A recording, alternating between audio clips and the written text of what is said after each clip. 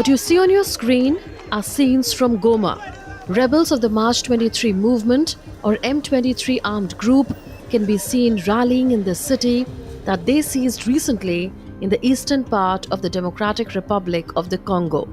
And here are some telltale signs of that seizure. This is the Goma International Airport, with damaged aircraft, gutted military trucks, guns, bulletproof vests, and rocket shells scattered all over. It is now under M23's control. So let's see what is the M23 and its demands. The M23 is a rebel group. It emerged from the rebel group CNDP, which laid down arms on 23rd March 2009 after a peace agreement reached that year stated that its soldiers would be integrated into the Congolese police and army, and CNDP's political wing would become an officially acknowledged party. In 2012, a faction within the CNDP denounced the poor implementation of the agreement and developed into a new rebel group called M23.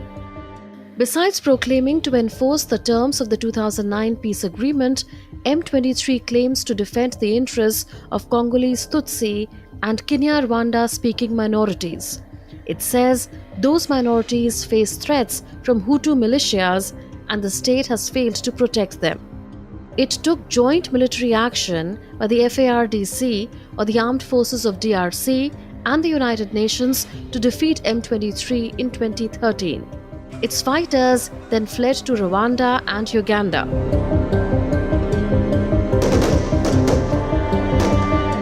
Since then, barring some minor incidents, the M23 was dormant for almost a decade until late 2021, when it ramped up attacks again. So hostilities have continued unabated in this region for decades, forcing hundreds of thousands of people to flee their homes. Cut to 2025. In late January, the fighting escalated again. M23 fighters made a lightning advance in DR Congo's eastern region. They captured Goma, DR Congo's largest city of nearly 2 million people. The rebels then took another mining town in the South Kivu province and are now advancing towards Bukavu, the capital of South Kivu province, roughly 200 kilometers from Goma. As per United Nations estimates, nearly 3,000 people have been killed in the latest round of fighting between M23 and the armed forces of the DR Congo. Around 700,000 are estimated to have been displaced. The humanitarian situation is dire. The UN says more than 100 female prisoners were raped and then burnt alive during a jailbreak in Goma.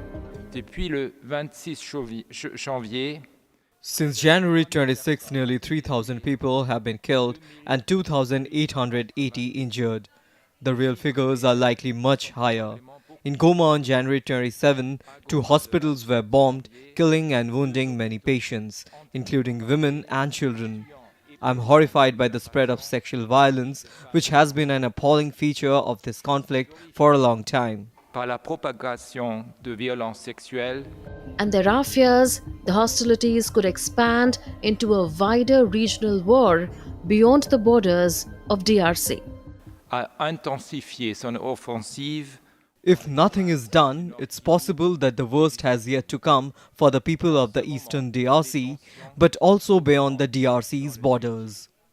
So who leads M23? Sultani Makenga. He is the subject of many war crime allegations. The United States has imposed sanctions on him for recruiting child soldiers and for waging violent campaigns against civilians. The UN holds him responsible for killing and maiming and for sexual violence and abduction. So is there a way out of the conflict? Attempts are on to find a solution. An emergency summit in Tanzania's biggest city, Dar es Salaam, tried to defuse the crisis. It was the first ever summit of both Eastern and Southern African blocs. DR Congo is 2/3 the size of Western Europe. It is so vast that it is a member of both the East and Southern African blocs. The two groupings had so far been broadly divided over the conflict. The Eastern Bloc was closer to Rwanda's call for dialogue, and the southern countries backed Congo and were angry over the deaths of peacekeepers, experts, and diplomats. What brought them together finally was deep concern in the African continent over the crisis and the standoff between Congo and neighboring Rwanda, which denies allegations that it is fueling the conflict with its own troops and weapons. At the summit, leaders urged all parties to hold direct talks, including with rebels. The joint summit directed resumption of direct negotiations and dialogue with all state and non-state parties, military and non-military, including the M23, and under the framework of the Luanda-Nairobi process. So who are the main players in this conflict and what do they want? First and foremost, it is Congolese President Felix Tshisekedi. He wants to regain territory lost to the rebels. This includes the largest eastern town of Goma. He wants to stop them from seizing more territory. He blames Rwandan leader Paul Kagame for backing the M23 with weapons and troops. He says Rwanda is invading Congolese territory to loot its mineral wealth and for ousting his regime. The attacks targeting civilians, forced displacement, and attacks on camps for internally displaced people are bringing to light the unacceptable brutality underpinned by unspeakable atrocities, including murders, rapes of at least 200 women, massacres, and forced recruitment of children into training centers in Rutshuru and elsewhere. By actively supporting these armed groups, Rwanda bears a direct responsibility for these violations, exposing civilians to unimaginable suffering. The case that Rwanda is supporting the M23 offensive is based on evidence presented in a UN report. It is broadly accepted by many African and Western governments who have demanded that Kagame withdraw his forces. But to Tshisekedi's frustration, none have responded to Kinshasa's calls for sanctions and other tough measures against Rwanda. Another key player is Rwanda's longtime leader Paul Kagame. He is the center of attention. He has a long history of military intervention inside DR Congo.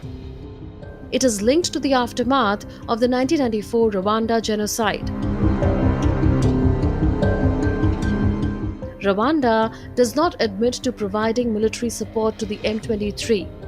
Kagame says Rwanda's priority is to destroy an armed group formed by the Hutu genocide perpetrators who massacred Rwanda Tutsis and then fled to what is now eastern DR Congo. He accuses DR Congo's army of joining forces with them and others to slaughter Congolese Tutsis and also threaten Rwanda.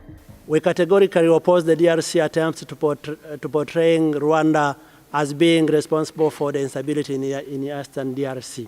It is a well-known deflection tactic used to escape being accountable for the atrocities Kinshasa and its allied armed group are inflicting on their own citizens. What is clear, however, is the imminent threat the current situation poses to Rwanda. Following the fall of Goma, new evidence has come in light regarding an imminent large-scale attack against Rwanda. At a diplomatic level, Rwanda wants confirmation of its narrative that the conflict is a Congolese problem and Kigali is simply defending its borders against the spillover of a civil war. Rwanda also denies UN evidence that it smuggles vast amounts of gold and other metals out of eastern DR Congo and sells them as its own. But fact is that access to DR Congo's mineral wealth has been a driver of the conflict in the region for decades. The third player is Burundi. It is a watchful neighbor that leans towards the DRC. Burundi borders both Rwanda and DRC. Relations between Rwanda and Burundi are hostile. Burundi has deployed thousands of soldiers in the east of DRC for years. They went to hunt down Burundian rebels but are now supporting Kinshasa's army in battles against the M23. Burundi and Rwanda accuse each other of trying to overthrow their respective governments. Burundi's president wrote this on social media. If Rwanda continues to make conquests, I know that war will even arrive in Burundi. One day, Kagame wants to come to Burundi. We are not going to accept that. The war will spread. Another player is Uganda, that plays both ways.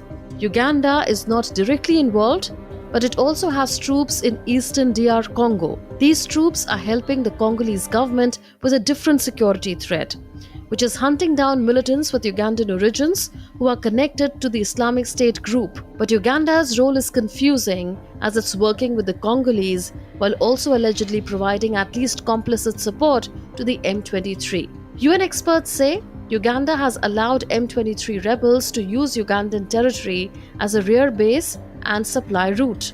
Kampala strongly denies this. Local residents say they saw Ugandan soldiers moving towards the conflict zone. This has heightened fears of a regional escalation. Like Rwanda, Uganda has entered eastern DR Congo in the past. It claimed to protect its borders then, but it is also accused of looting natural resources, especially gold. Uganda is expected to safeguard its economic interests while keeping an eye on the Rwandans. And lastly, South Africa. It has contributed most of the troops to a Southern African regional force that fights alongside the Congolese army and has suffered heavy losses. South Africa made headlines for a bitter spat between Kigali and Johannesburg. The South Africans blamed the deaths of 14 of their soldiers on the Rwandan Defense Forces, which President Cyril Ramaphosa disparagingly referred to as the RDF militia.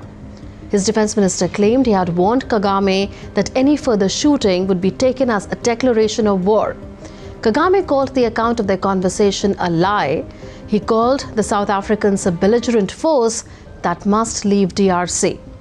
So is a resolution of the conflict likely? Some fear a repeat of the two wars that engulfed the region in the late 1990s. It drew in 9 different countries and reportedly led to millions of deaths. Military action cannot resolve the conflict. A political solution must be found. For now, it is important to de-escalate and avert the looming threat of a third Congo war. That's all in this edition of Connecting the Dots. We'll see you in the next episode with more raging issues. Until then, it's a goodbye from all of us in the Delhi newsroom. This is Munmun Bhattacharya signing off. Take care and stay safe.